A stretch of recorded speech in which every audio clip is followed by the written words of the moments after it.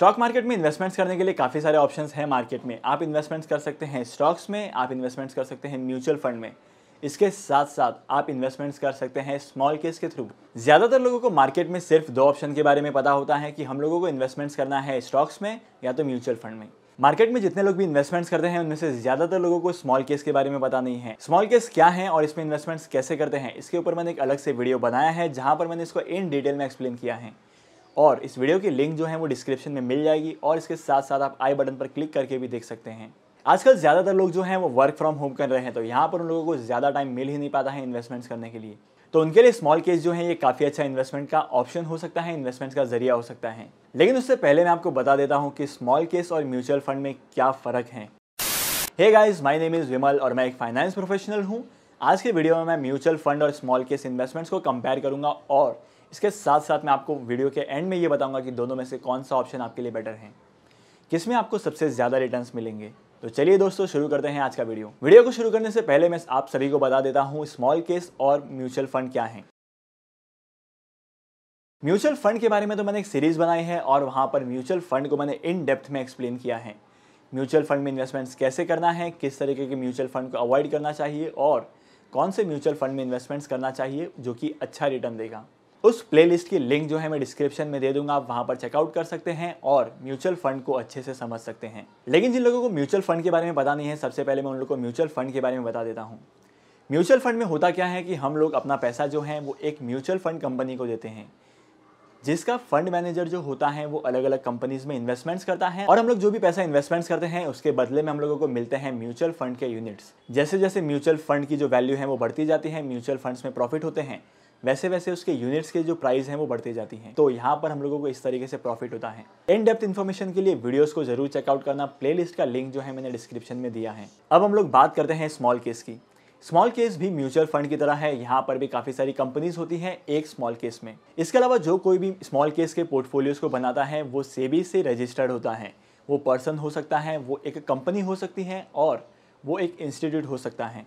Hope करता हूँ कि अभी तक मैंने म्यूचुअल फंड और स्मॉल केस के बारे में जो कुछ भी बताया है वो आपके समझ में आया होगा। आज का जो वीडियो है ये काफ़ी ज़्यादा इंपॉर्टेंट है, तो अगर आपने अभी तक इस वीडियो को लाइक नहीं किया है तो लाइक कीजिए, शेयर कीजिए और इसके साथ साथ अगर आप चैनल पर नए हो तो इस चैनल को सब्सक्राइब करो। स्मॉल केस और म्यूचुअल फंड दिखने में तो काफ़ी सिमिलर हैं, इनके फीचर्स काफ़ी सिमिलर हैं, लेकिन इनमें काफ़ी सारे डिफरेंसेस हैं जो मैं आपको बता देता हूँ। तो अब मैं आपको बताता हूँ इन दोनों के की डिफरेंसेस के बारे में। जब कभी भी हम लोग स्मॉल केस में इन्वेस्टमेंट्स करते हैं तो यहाँ पर जो इसके शेयर्स होते हैं वो आपके डीमैट अकाउंट में आएंगे। लेकिन जैसे कि आपको पता है कि जब कभी भी हम लोग म्यूचुअल फंड में इन्वेस्टमेंट्स करते हैं तो म्यूचुअल फंड्स के हमें यूनिट्स मिलते हैं, न कि स्टॉक। अगर स्मॉल केस के शेयर्स जो हैं वो हमारे अकाउंट में आते हैं, हमारे डीमैट अकाउंट में आते हैं, तो हमारा पूरा कंट्रोल रहता है उसके ऊपर। हम ये डिसीजन ले सकते हैं कि कौन से स्टॉक को बेचना है और कौन से स्टॉक को रहने देना है। लेकिन म्यूचुअल फंड के केस में इसका ऑपोजिट है, आप कोई भी डिसीजन नहीं ले सकते हैं। म्यूचुअल फंड में क्या होता है कि जो भी एसेट मैनेजर होता है वही डिसीजन लेता है कि इन्वेस्टमेंट्स करना है या नहीं करना है। इसके बाद सेकंड की डिफरेंस है इसका डाइवर्सिफिकेशन का पैटर्न। अगर आप स्मॉल केस में इन्वेस्टमेंट्स करते हैं तो आपका जो डाइवर्सिफिकेशन है वो लिमिटेड एक्सटेंडेड तक ही रहता है। लेकिन अगर आप म्यूचुअल फंड में इन्वेस्टमेंट्स करते हैं तो वहाँ पर काफ़ी सारे चांसेस होते हैं डाइवर्सिफाई करने की। अगर डाइवर्सिफिकेशन रेस्ट्रिक्टेड नहीं है तो यहाँ पर आपके काफ़ी ज़्यादा चांसेस हैं हाई रिटर्न कमाने की। इसके लिए ज़्यादातर म्यूचुअल फंड में बहुत बार ज़्यादा रिटर्न्स मिलते हैं। अब मैं आपको बताता हूँ तीसरा मेजर की डिफरेंस। जब कभी भी बात आती है इन्वेस्टमेंट्स की, अगर म्यूचुअल फंड में इन्वेस्टमेंट्स करने की बात करूँ तो यहाँ पे आप 500 रुपीज़ से स्टार्ट कर सकते हैं। लेकिन अगर आपको स्मॉल केस में इन्वेस्टमेंट्स करना है तो मिनिमम आपको 5000 रुपीज़ के आसपास का अमाउंट चाहिए होगा। तो यहाँ पे म्यूचुअल फंड में काफ़ी ज़्यादा फ्लेक्सिबिलिटी मिलती है इन्वेस्टमेंट्स करने के लिए। स्मॉल केस हो या म्यूचुअल फंड हो, दोनों के दोनों सर्विस प्रोवाइड कर रहे हैं तो इनके कुछ ना कुछ चार्जेस होते हैं। तो स्मॉल केस में काफ़ी सारे पोर्टफोलियो जो हैं वो फ्री ऑफ कॉस्ट अवेलेबल हैं और काफ़ी सारे पोर्टफोलियो ऐसे हैं जिनके लिए आपको सब्सक्रिप्शन फीस देनी पड़ती हैं, जो डिपेंड करता है पर ईयर हो सकती हैं, पर मंथ हो सकती हैं या पर क्वार्टर हो सकती हैं। सिमिलरली म्यूचुअल फंड में भी एक्सपेंस रेशियो होता है जो हमें हर साल पे करना पड़ता है। जितनी भी हम लोगों ने इन्वेस्टमेंट्स की हैं उसके ऊपर जो एक्सपेंस रेशियो है वो मैनेजमेंट को पे करना रहता है। जैसे कि मैंने वीडियो के स्टार्टिंग में बताया है कि यहाँ पर जो भी शेयर्स हैं, जो भी इन्वेस्टमेंट्स हैं वो हमारे डीमैट अकाउंट में रिफ्लेक्ट होती हैं एज शेयर्स में।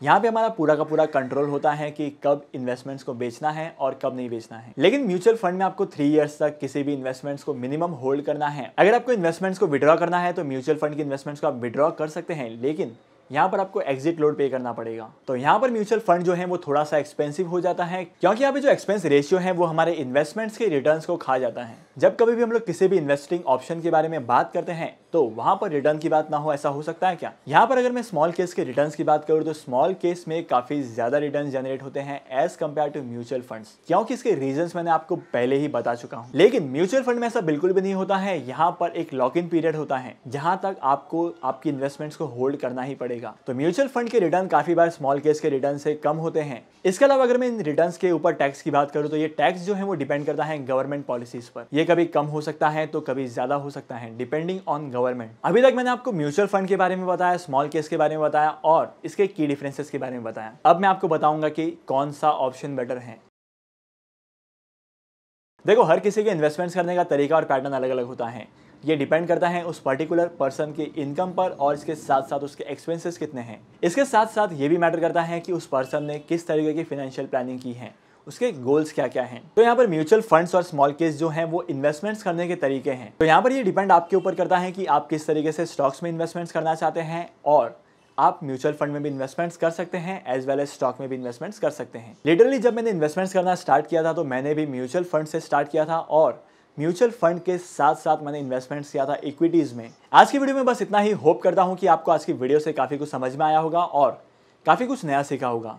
इसके साथ साथ मैं इसका डिसीजन आप पर ही छोड़ता हूं कि कौन से ऑप्शन में इन्वेस्टमेंट्स करना चाहिए, म्यूचुअल फंड में या स्मॉल केस में। अगर आप शेयर मार्केट में इन्वेस्टमेंट्स करना चाहते हैं तो यहाँ पर आपके पास डीमैट अकाउंट होना काफी ज्यादा जरूरी है, और अगर आपके पास डीमैट अकाउंट नहीं है तो आप नीचे डिस्क्रिप्शन में से डीमैट अकाउंट ओपन कर सकते हैं। अगर आप डीमैट अकाउंट ओपन करते हैं नीचे डिस्क्रिप्शन में से, तो मेरी टीम जो है वो आपको गाइड करेगी कि इन्वेस्टमेंट्स कैसे करना है और किस तरीके से इन्वेस्टमेंट्स करनी चाहिए। ये एडिशनल बेनिफिट आपको मिलता है बिल्कुल फ्री, जी हाँ बिल्कुल मुफ्त। तो डीमैट अकाउंट ओपन करो और इन्वेस्टमेंट स्टार्ट करो। मैं आपको मिलूंगा अगली वीडियो में नए टॉपिक के साथ। तब तक के लिए साइनिंग ऑफ।